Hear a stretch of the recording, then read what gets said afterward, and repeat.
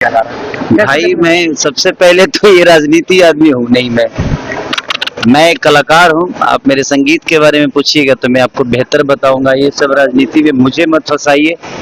एक बार उलझ चुका हूँ, अब इसके बाद नहीं उलझना है, ना ही मुझे कोई टिप्पणी करनी है कि कौन क्या है।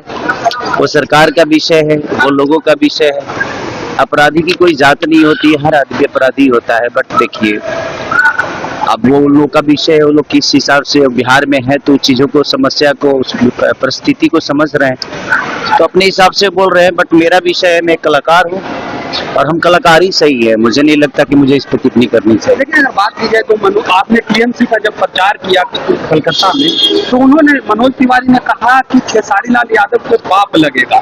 राजद उतनी गंदी पार्टी नहीं है जितना टीएमसी, लेकिन इसके बावजूद खेसारी लाल यादव ने वहां जाकर के प्रचार किया। तो कहीं ना कहीं वो टिप्पणी, तो अगर मुझे बीजेपी बुलाती तो उनके लिए भी चला जाता, क्या फर्क पड़ता है? मैं मनोज भैया के लिए नहीं किया हूँ, मैं सबके लिए जाता हूँ। जहाँ मेरा संबंध होता है ना, वो किस पार्टी में है मेरे लिए विषय नहीं होता है, वो व्यक्ति मेरे लिए विषय होता है जिससे मेरा प्यार है, जिससे मेरा अपना लगाव है। बाकी कौन क्या कहता है, बड़े भाई हैं वो, उनको जो समझ में आता है, वो एक राजनेता है, उनको जो समझ में आता है वो बोलते हैं। नई फिल्म अभी तो देख रहे हैं कि अभी स्थिति इतनी खराब है कि मैं इसमें कौन सिनेमा रिलीज करेगा। ये नोटबंदी से भी बुरा हाल है अभी स्थिति, लोगों के पास अभी अपना बजट बचाना है। इसमें मुझे नहीं लगता कि कोई फिल्म रिलीज करेंगे हम लोग। रीजन की तेल महंगे हो गए हैं, गैस महंगा हो गया है, लोगों का आना जाना महंगा, हर चीज महंगी हो गई है।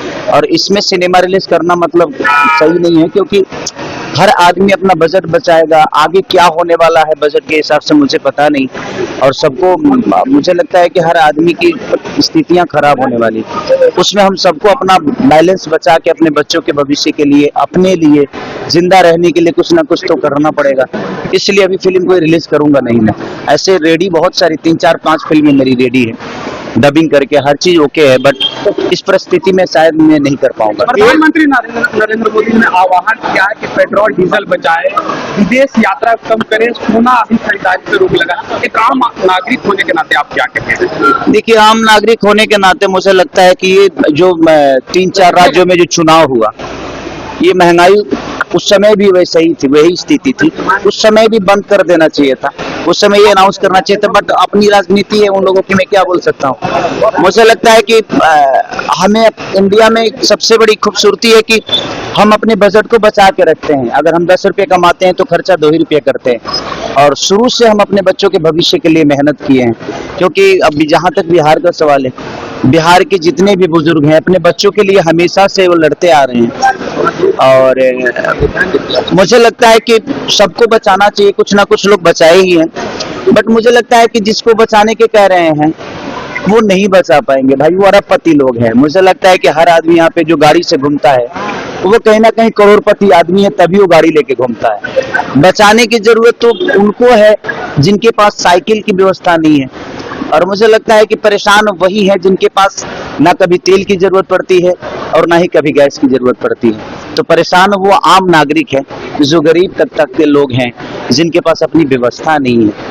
तो मुझे लगता है कि उनको क्या बचाना है। मुझे लगता है कि नरेंद्र मोदी जी को जितने भी उद्योगपति हैं, जितने भी बिहार के कलाकार हैं या बॉलीवुड के कलाकार हैं, सबसे उनको कहना चाहिए कि भाई अपना देश आर्थिक स्थिति में डूबा हुआ है, सब लोग चंदा करें। उसमें खेसारी लाल यादव भी हो सकता है, क्योंकि सबने जनता से कमाया है। सबने, चाहे वो अंबानी जी हो, चाहे अडानी जी हो, चाहे शाहरुख खान हो, चाहे खेसारी लाल यादव हो, चाहे मनोज तिवारी हो, चाहे एवरीथिंग, जितने भी कलाकार हैं, जितने भी आर्टिस्ट हैं, महिला हो या पुरुष हो या उद्योगपति हैं, उनसे बोलना चाहिए कि आप लोग अपने देश हित में जितना आपकी सक्षम है आप चंदा करो, ताकि गरीबों का भला हो सके उस चंदा के पैसे से। और सब लोग सक्षम है, सबने कम से कम 100 करोड़ रुपए का, 200 करोड़, 500 करोड़, 1000 करोड़ के लोग हैं। अगर वो 10 करोड़ भी रुपया दे दें, लोग 1 करोड़ रुपया दे दे, 50 लाख रुपए भी दे दे, तो कम से कम 2000-5000 कलाकार हैं, साउथ से लेकर और यहाँ तक। तो अपने देश हित में मुझे लगता है कि ये सब महंगा करने से अच्छा है कि जो मजबूरियां हैं वो अपने ही लोगों से, जिन्होंने अपने इंडिया से कमाया है, अपने लोगों से कमाया है, उनसे चंदा लेकर और कम से कम उन गरीब तबकों को पहुंचाया जाए जिनकी प्रॉब्लम।